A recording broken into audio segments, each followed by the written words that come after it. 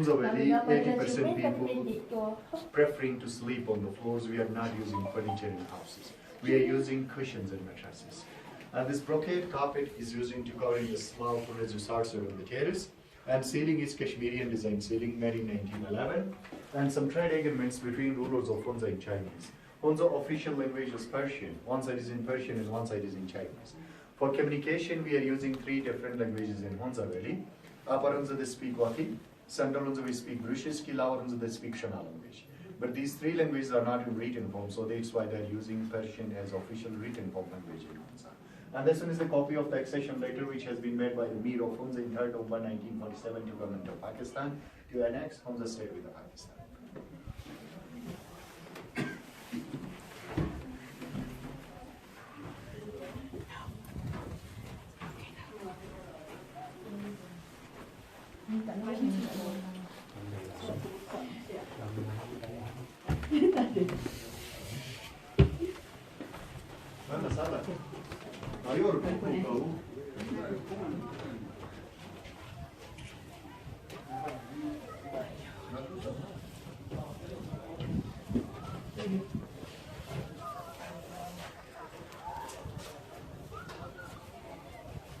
Well, this one is the sunroom. Summer balcony, they sit here in a sunny day, they enjoy the nice view and enjoy the good breezes from Bakaposhi. In front direction is Bakaposhi. And this one is the first telephone in Hunza introduced by British in 1930s to contact with them. And some more pictures. So the first picture is taken from the roof of this fort, Mir of Hunza and his son Karen Mir. And second picture is taken from Baltit fort, Mir of Hunza, his wife Queen of Hunza and her daughter Queen of Hunza, son lady. She's passed away in 2006 at the age of 98. Princess from Nagel. And this picture is taken in 1960, the last king of Hunza meeting Childai.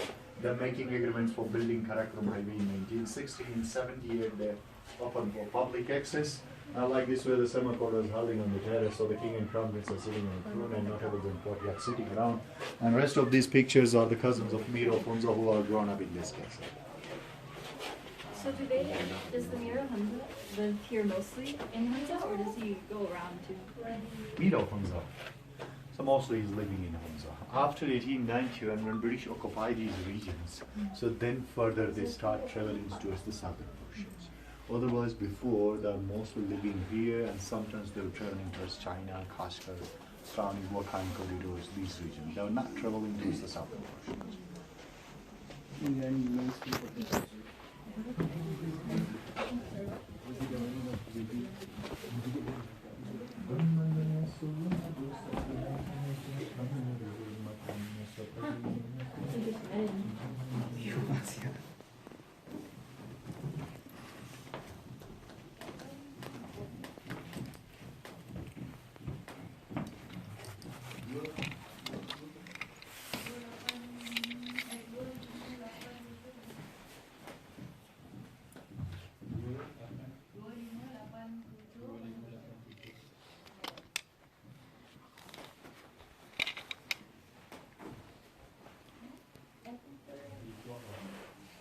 You can start.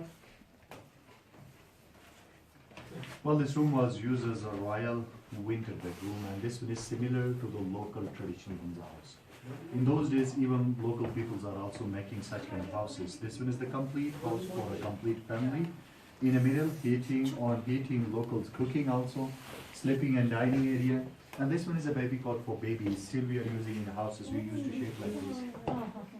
So first we have to tie the baby inside here. We swaddle the baby with the help of this piece of cord, and then we used to shake it. And in wooden chest, storing wheat flour and using such a big wooden bowl for eating. So the whole family uses a single bowl. They're not using separate plates and storages for dry fruits. And in showcases, here we have two old Holy Qurans, about 300 years, about 200 years, and both are handwritten.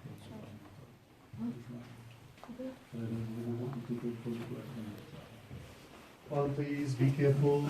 Mind your head here again.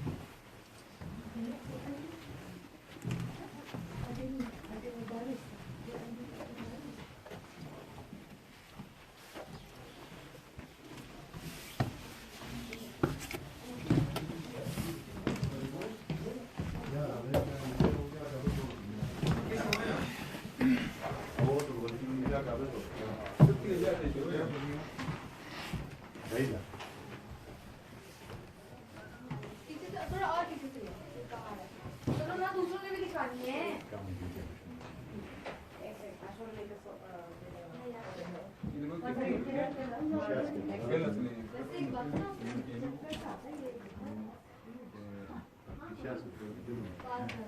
पहले हम पहली दफा की बात कर रहे हैं हम पहली दफा आए हैं आप दोनों बहुत दफा आ चुके हैं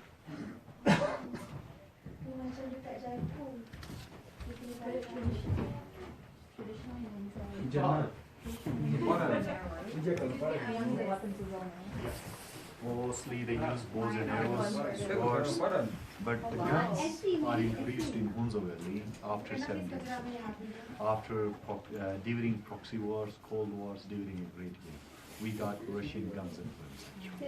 Basically, you can see British occupy these regions to stop the Russian possible movement from these regions. Otherwise, they didn't get anything from these regions. So basically, this room was used as an interior assembly hall, and this was totally open air room. And these are our outdoor musical instruments. Still, we are using in festivals, celebrations, in marriages, known as Tibetan design musical instruments, and copies of Chinese paper currency. So the first paper currency introduced by the Chinese people in 1920s. An old carpet. This carpet is about 200 years old carpet. This one is from China, from Hokkien, handmade, natural dye, and camel woolen. And some more Russian guns from Russia, using for defense and hunting.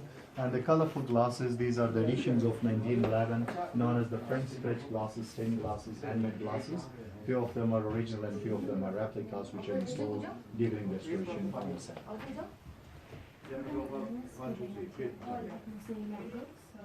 Yes, ibexes and blue sheeps, Marco Polo sheeps, and some birds also.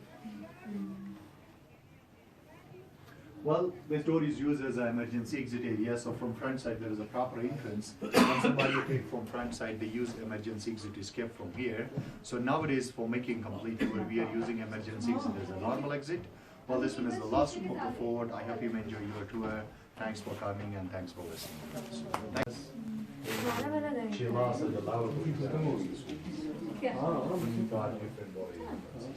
Well, honorable ladies and gentlemen, this room was used as a reception hall, so now we made a photo gallery. Basically, here we have two types of the galleries. These are the royal families, and these are His Highness Aga Khan.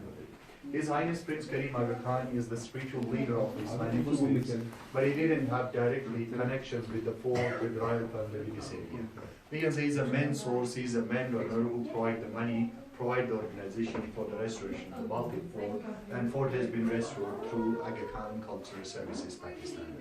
Actually, His Highness Prince Karim Aga Khan is running welfare organization, which is known as AKDN, Aga Khan Development Network. Under Aga Khan Development Network, there are several welfare organizations, like they were working on health, education, historical places, microfinances, on so many sectors. So this network is working in 32 countries. They are much more focusing on the developing countries. So this one was one of their projects which has been started in 1990 and completed in 1996. It took 6 years. So, and his ancestors and the whole genealogy of His Highness Prince Karim Aga Khan, these are the kings of Hunza who ruled on Hunza Valley for more than 1,000 years, but here we have 3 pictures of the royal families.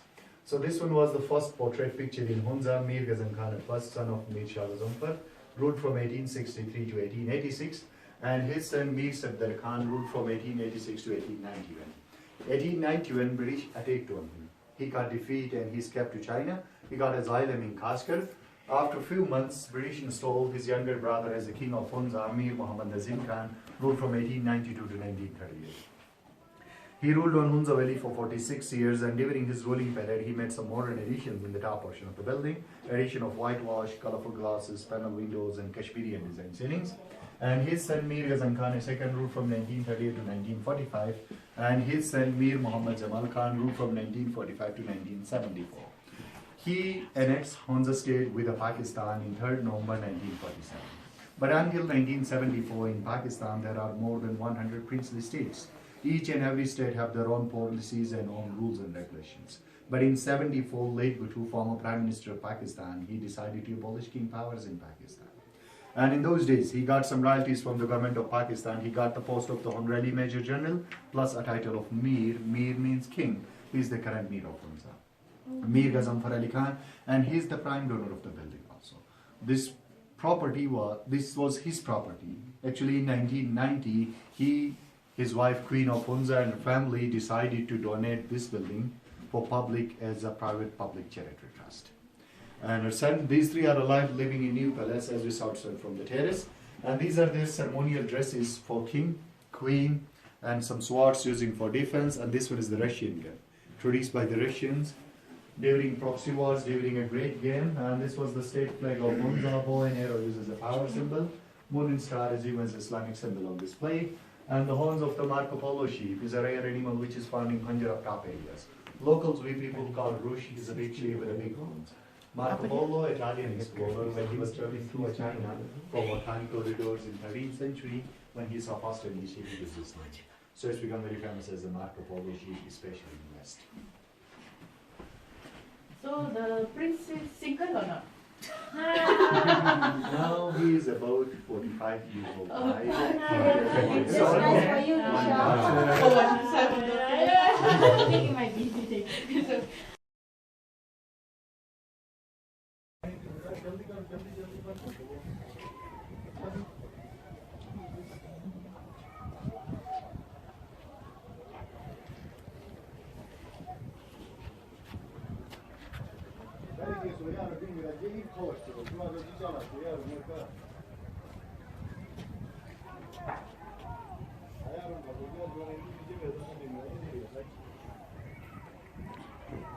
Well, it's a nice view from here. Basically, this area is known as the summer courtyard area. This was the throne of king. King was sitting here, his notables and courtyard sitting around and make decisions for them, known as the summer court. And these are the old Hunza polo sticks, and polo ball is a centuries-old game which was playing in Hunza Valley. And Ibex horns is a mountain goat from these mountain areas. And from here we can see some peaks which are above 7,000 meters surrounding Hunza in Neger Valley. So basically this range is known as the Karakone range. Karakone, a Turkish word, means the black rock. In front direction is Rakaposhi. This one is highest among these ones, 7,788 meters. And next to Rakaposhi in this direction is the Iran. The Iran is 7,200 meters. And inside there is the Golden Tree, 7,027 meters. And here peaks, I think we have two more peaks, Ultar 1 and 2, 7,388 meters. That is what? Ultar 1 and 2. And in this direction is a lady finger and Hunza Peak. Lady finger is 6,000, Hunza Peak is 6,500 meters. I hope today you can see from Baltit. Now you're here at about 2,500 meters above sea level. And as well as from here we can see the New Palace. Also New Palace is down there. You can see some phone communication towers in the cities. So the last silver tower, extreme right one, behind the trees we can see a little bit walking the picture with white windows.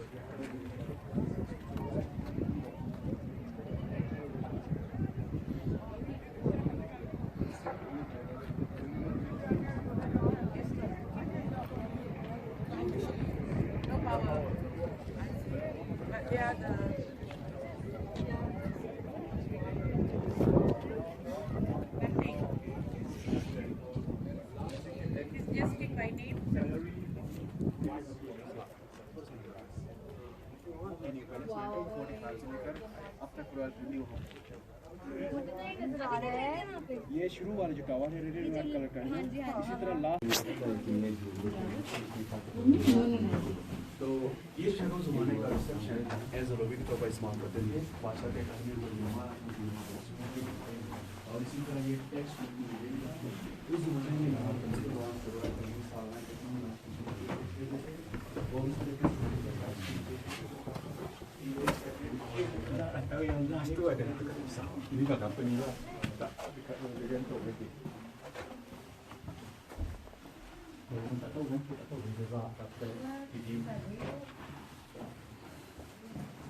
Tu dia suruh batu.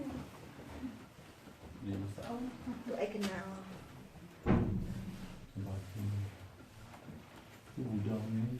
Well, this one is the royal kitchen. In kitchen, here mostly three kinds of artifacts: stone, wooden and metal. Most of the metal things we got from Kashmir and Kashgar with the prestige of time.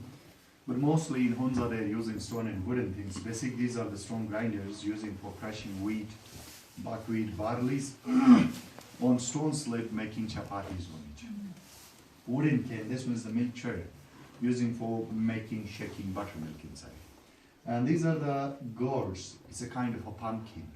They're growing naturally hollow from inside, using for carrying water for storage of water, and some small pumpkins using like glasses, wooden spoons for traditional soups.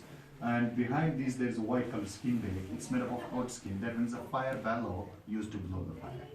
And for lighting they're using oil lamps. One is up on the spoons, one is baked in the stand, one is near carbon on small wooden stand, using animal fat oil and seed oils for lighting. And wooden bowls for traditional foods and storages for householding things, and hall is left for smoke, skylight ventilation. And room was totally smoky area, so because of the smoke, it's become extra layer of the carbon also. This one is the one of the oldest fats of the building. Especially more than 95% wood is about 800 years old wood. And the small wooden box next to the big pot, that one is the mouse trap.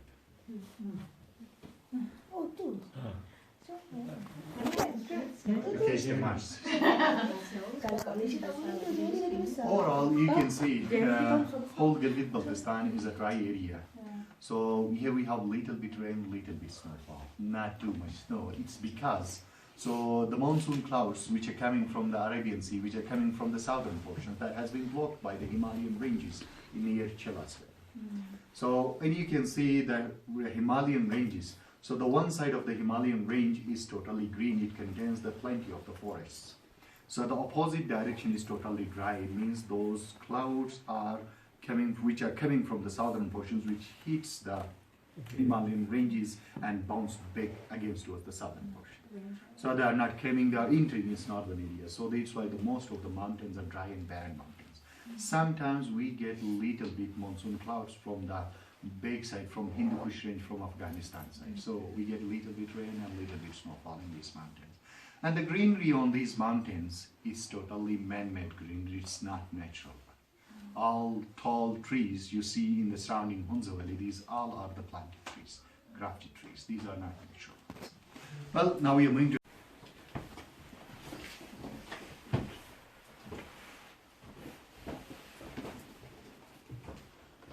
Well, this room is used as a secrecy planning hall. They're making special secret decisions and secret plans in this room, and they made a special decorated room with the help of Tibetan design carvings.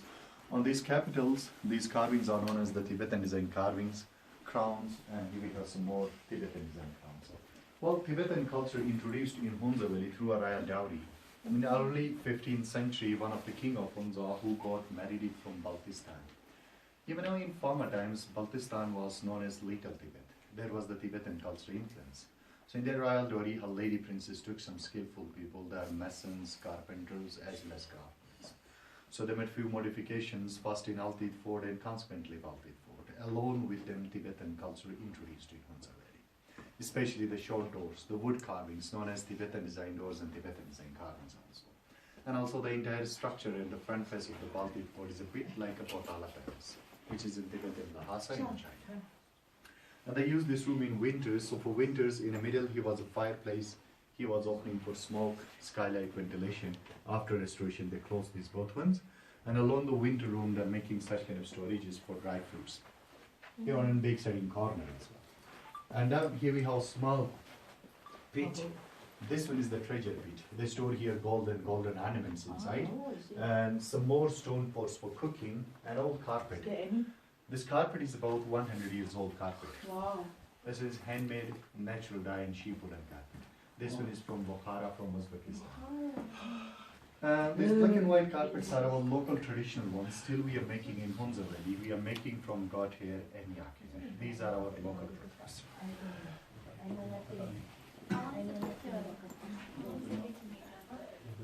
It depends upon the size of the carpet. So this one is about like the same size as the size of the carpet. For making it takes about few months, about 1 or 2 months.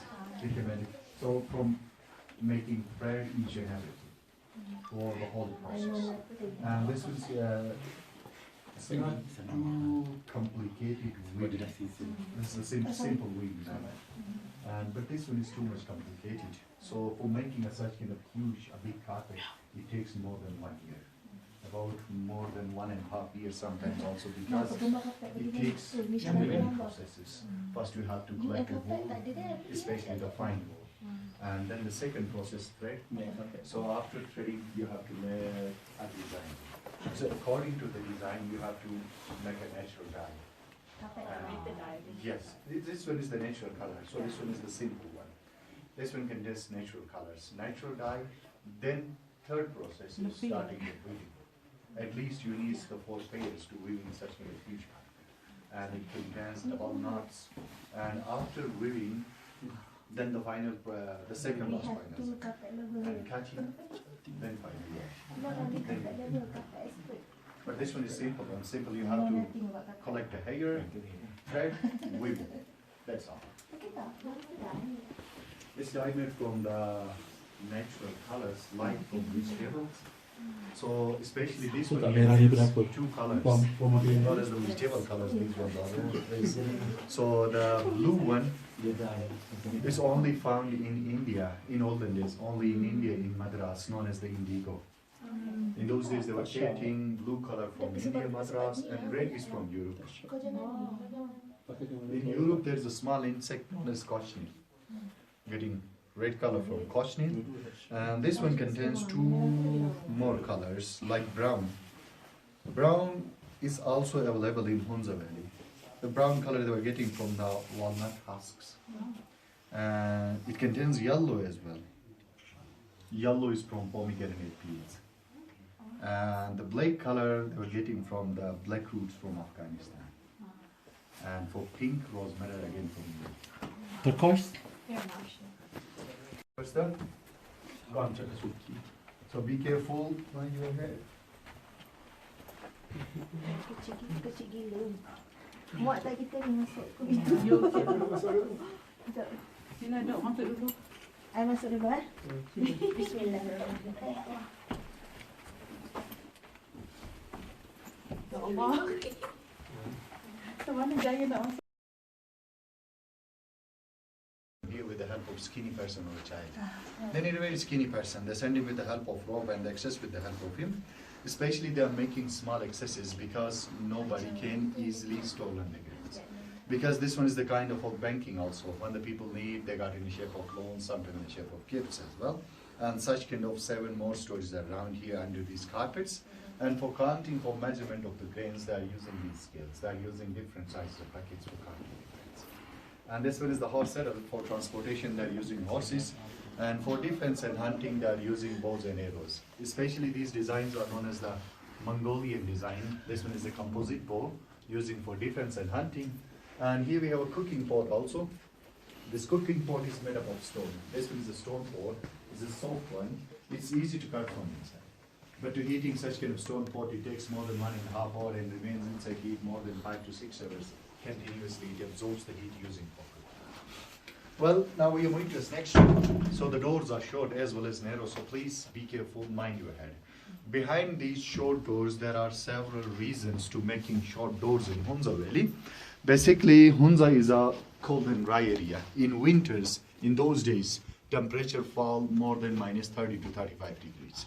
So to maintain room temperature, they're making doors too short, roofs so low, and making thick walls to maintain room temperature inside. And also these doors are known as the defensive doors. So from these doors, only one person can pass easily through. They can